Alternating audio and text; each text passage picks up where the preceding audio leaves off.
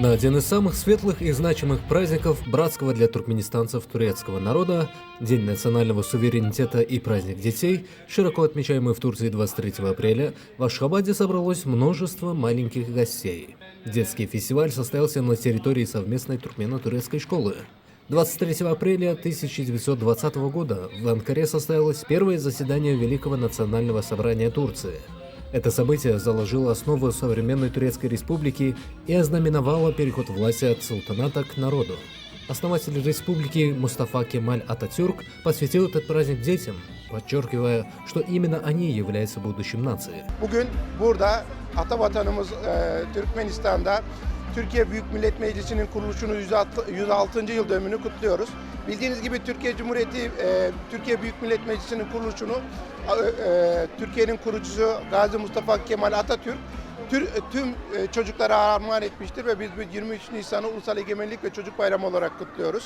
Burada da Türkmenistan'da Türkmen kardeşlerimizle omuz omuza bu bayramı birlikte kutladık. Программа фестиваля была насыщенной.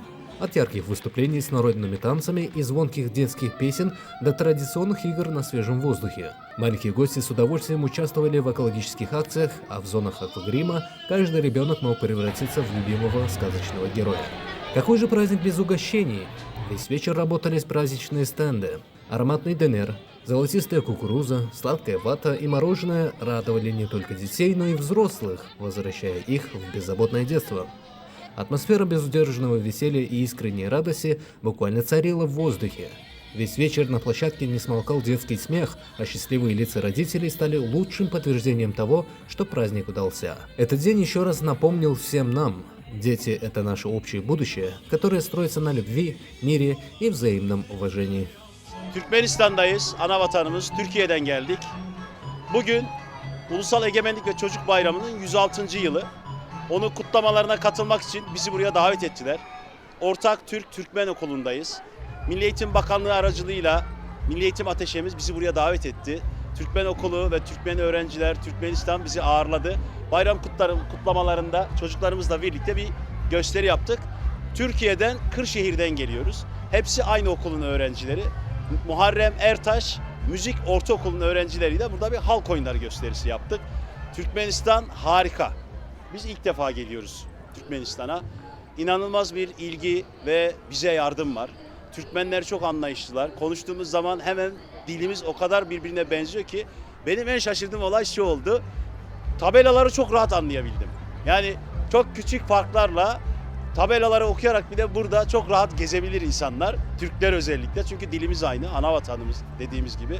Ben buradan bütün Türkmenistan halkına çok teşekkür ediyorum. Çünkü otelden, havaalanından tutun, sokakta dolaşırken, bir yere gittiğimizde bize inanılmaz yardımcı oluyorlar. Herkes güler yüzlü bir defa. Gerçekten gülüyorlar. Bizi gördükleri zaman da mutlu olduklarını hissedebiliyoruz.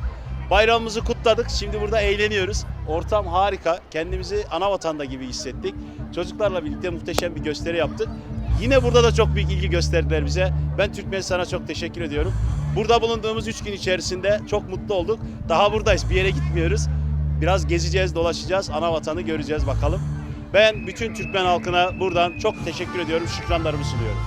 Türkmenistan, Türkiye 23 Nisan bayramınız kutlu olsun.